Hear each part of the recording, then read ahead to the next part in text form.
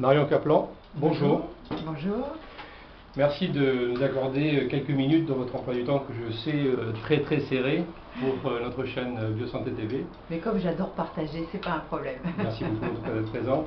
Alors je crois que vous êtes au sortir d'un congrès qui a été très intéressant sur le thème de la dépression et des maladies auto-immunes. Voilà.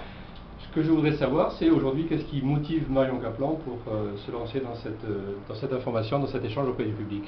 J'ai toujours aimé partager de toute façon, hein, ça c'est mon truc, et aussi vulgariser parce que les médecins parfois et souvent sont assez hermétiques, et comme j'ai eu des soucis de santé très tôt, puisque à l'âge de 14 ans j'ai fait mon premier jeûne indiqué par un végétalien de l'époque qui me disait mais Marion tu peux pas grossir comme ça, parce qu'à la puberté j'avais commencé à prendre du poids, j'avais des migraines, j'étais super mal, j'étais dépressive.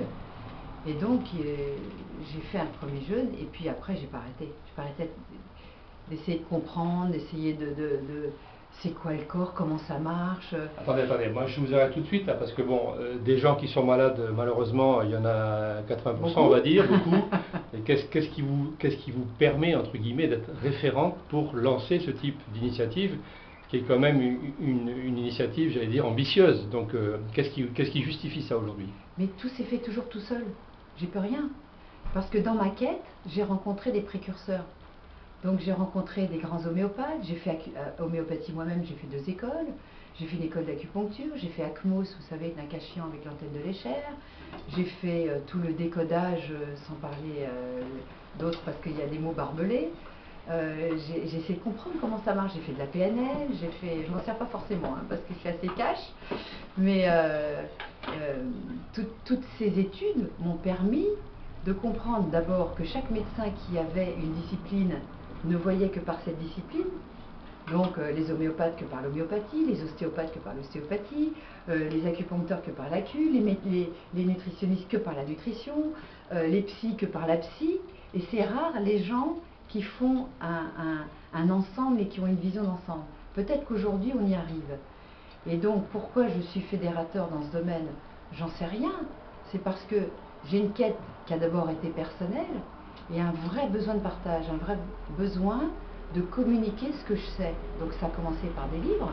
Donc mon premier livre est sorti en 1984. C'était un livre de cuisine à la vapeur, on en parlera plus tard. Et il y a un éditeur qui m'a fait confiance. À l'époque, la vapeur, c'était la cocotte minute, point barre. Alors, on revient sur les congrès. Donc là, je crois que c'est votre 6e, depuis 4 ans maintenant.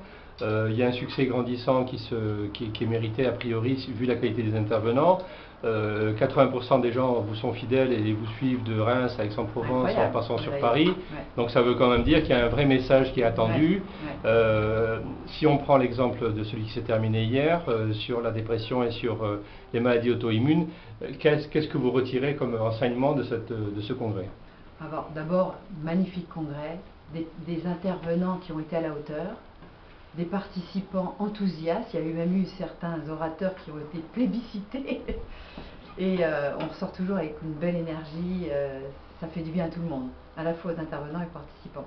Et d'abord aussi, comment ça se fait qu'on a associé maladie auto-immune et dépression? Parce que la dépression est avant tout chimique et biochimique. Et il n'y avait pas de psychiatre des psychiatres, il y en avait dans la salle, mais il n'y en avait pas en tant qu'intervenant. D'abord, j'ai voulu, je ne citerai pas de nom bien entendu, mais j'avais sollicité certains psychiatres connus qui ont répondu absent. Hein. Ils ne se sont pas déplacés, alors qu'il y en avait qui étaient dans la région très connus. Donc je me suis dit, tiens, c'est bizarre, comme je suis plutôt branchée sur les synchronicités, je me suis dit, bah, c'est vrai que de toute façon, pour nous, la dépression, elle commence dans le ventre et dans l'intestin, et dans la chimie, dans la biochimie, dans les métaux lourds, dans un certain nombre d'interactions, mais aussi avec nos sensibilités génétiques avec le système HLA, eh bien on va parler de spiritualité directement, en court-circuitant la psychiatrie. Et on a eu 2 personnes qui ont parlé de spiritualité, un rabbin et un monsieur qui était un enseignant et qui est allé passer des années chez les Maasai et qui nous a donné les clés des Maasai, les clés spirituelles. Qui finalement se regroupent avec les Toltecs, avec beaucoup de choses, tout se regroupe de toute façon. Comme je dis, tous les chemins mènent à l'homme. La seule chose, c'est que c'est vrai que je connais beaucoup de mes intervenants parce qu'ils ont sillonné mon chemin, Et j'adore offrir des gens qui m'ont touché, qui m'ont apporté quelque chose, qui m'ont fait grandir. Et c'est ça que j'offre à travers plusieurs congrès, et j'en ai encore plein d'autres sous le coude. Alors, dans les prochains congrès, si vous aviez un objectif ou si vous aviez un rêve ou un projet le plus fou, quel serait-il? Est-ce que pour vous, un symbole de réussite, ça serait, je sais pas, remplir une salle de 10 000 personnes, ou vous restez quand même sur une taille, on va dire, plus humaine Je veux rester absolument sur la taille humaine. Mmh. Mais mon grand succès, ce serait que la grande presse vienne nous voir. Parce que vous êtes journaliste, vous êtes un bon journaliste. Mais il n'y a aucun journaliste de la presse classique qui vient, alors qu'on n'a que des professeurs, que des médecins, qui ne sont pas rayés du Conseil de l'Ordre, qui sont des vrais chercheurs et des vrais trouveurs, et ça ne les intéresse pas. Ça ne les intéresse pas qu'on soigne sans médicaments, ça ne les intéresse pas qu'on soit responsable de sa maladie, qu'on se prenne en main, et donc, ou alors ça leur fait peur, j'en sais rien. Alors ça, si vous voulez, c'est presque un faux débat, parce que, en fait, la grande presse, comme vous dites, ils sont aussi, eux, muselés par des lobbying pour lesquels ils sont souvent dépendants. Et en fait, les actions que vous menez, l'impression que j'ai après avoir assisté à ce congrès, c'est qu'on a affaire à des gens qui sont sensibilisés, qui sont déjà ouverts, et qui vont, eux, créer un mode de pensée qui va amener les gens après à réfléchir. Donc la grande presse ne sera jamais intéressée parce qu'elle-même, elle est liée, elle est dépendante d'intérêts. Il y a Science et Avenir, il y a Ça m'intéresse. Si vous partez sur ce principe-là de Science et Vie... Il y a Arte, il y a France Culture. Oui, mais ça m'intéresse, je suis désolé. Oui, mais bon, il pourrait donner des Non, mais il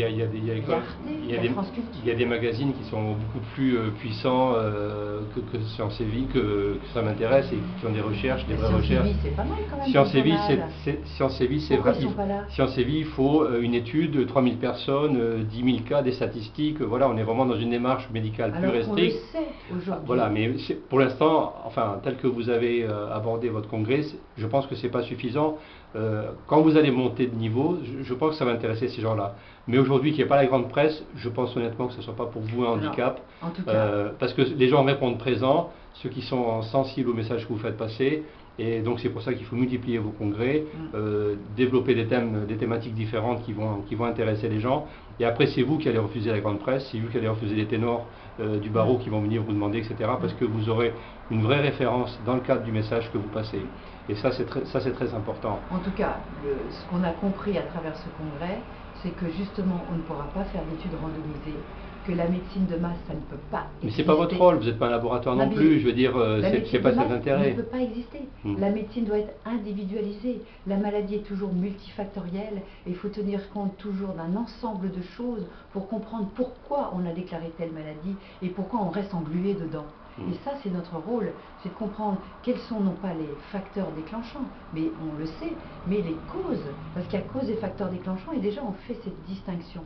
Et donc, à la lecture, grâce justement aux découvertes nouvelles de la médecine sur le système HLA, on a un monsieur, Jean Dosset, qui a eu le prix Nobel là-dessus. Le grand public ne le connaît même pas, il est prix Nobel. Grâce à lui, et grâce aussi à un accident de greffe, on a compris qu'on ne pouvait pas mélanger le sang de tout le monde, parce que, ok, il y a les groupes sanguins, mais ce n'est pas suffisant. Même si vous avez le même groupe sanguin, même résus, je ne peux pas vous donner un bout de mon foie ou un de mes reins. Il faut que vous soyez compatible avec votre système HLA, Human Leukocyte Antigène, qui doit être compatible. Donc, on a vraiment compris que sur cette cartographie, il y a des milliards de combinaisons possibles. Mais on est en train de faire une randomisation, parce qu'il y a des médecins anthropologues dans le monde entier, les États-Unis s'y intéressent énormément, les Russes, un certain nombre de Français, et en randomisant le système HLA, on est en train de s'apercevoir qu'un chiffre un peu bizarre, DQ2, DQ8, et bien à chaque fois, vous avez un syndrome de maladie cœliaque et vous êtes prédisposé à une malabsorption intestinale. Quand je vous entends parler, là, j'ai l'impression de parler avec le directeur de la Sécu, là. Parce que moi, je l'ai rencontré, ce brave monsieur Frédéric Van Ronkoghem, et je lui ai dit peut-être qu'un jour, quand vous arrêterez d'appeler vos réseaux caisses primaires d'assurance maladie, caisses primaires de santé, peut-être qu'on aura un fonctionnement qui sera différent. Et on a en France, nous, un système de maladie que le monde entier nous envie, et pourtant, Dieu sait s'il nous coûte cher, et pour une raison qui me paraît relativement simple, et voire même évidente, pour ne pas dire simpliste, c'est que le jour où on travaillera les gens sur l'aspect santé, et on ne cherchera plus à guérir les maladies, ça veut dire qu'on va leur éviter de devenir malades, qu'ils puissent se prendre en charge faire de la prévention pour ceux qui sont déjà malades, mais surtout mettre en garde certaines personnes par rapport à un type d'alimentation un petit peu transformé par l'agroalimentaire, etc. Donc, je pense et j'espère, en tout cas ce que j'ai compris dans vos congrès, c'est que aujourd'hui on va informer les gens suffisamment en amont pour qu'ils puissent éviter de tomber dans la maladie. Absolument. Tant mieux si on peut les soigner derrière, mais je crois en tout cas l'impression que j'ai eue, c'était ce que vous souhaitez faire passer comme message. Moi c'est prévenir et guérir, mais prévenir en tout cas plutôt que guérir. Moi je suis une très mauvaise malade, et pourtant j'ai une maladie Crohn, mais j'ai rien. Je suis cœliaque, mais j'ai rien. Je suis bipolaire, bon, il ne faut pas m'appuyer trop fort sur mes boutons, mais j'ai rien. Vous comprenez? Bon, s'il y a 2 boutons, ça va, si on est ici on. Je vais m'arrêter quand même. Vraiment, ça c'est bien. Mais bon, donc ce que je veux dire, c'est que je me soigne. Je me soigne comment? Avec mon alimentation, je fais beaucoup de sport, je me régule avec des codes je dirais, de vie. Je sais ressentir l'autre et je sais quand je peux lui rentrer dans le chou ou quand je dois être plus soft et plus politique. Et je me prends en main, je suis responsable, je suis le président de la République, de mes cellules et de mon corps. Et le problème de la Sécu, c'est qu'elle vous rend irresponsable. Vas-y, tu peux picoler, tu peux manger de la junk food, tu peux boire des gazouzes, on s'en fout. Si tu es malade et que tu es diabétique, on te donnera les picouzes remboursées par la Sécu. Moi, je suis totalement contre ça. Là, je sens la flamme qui monte, là, oui, donc on va revenir sur un peu. Alors, est-ce que vous auriez la tentation, parce qu'aujourd'hui, quand on voit les ténors un petit peu qui tiennent le haut du paysage audiovisuel. Mon Dieu.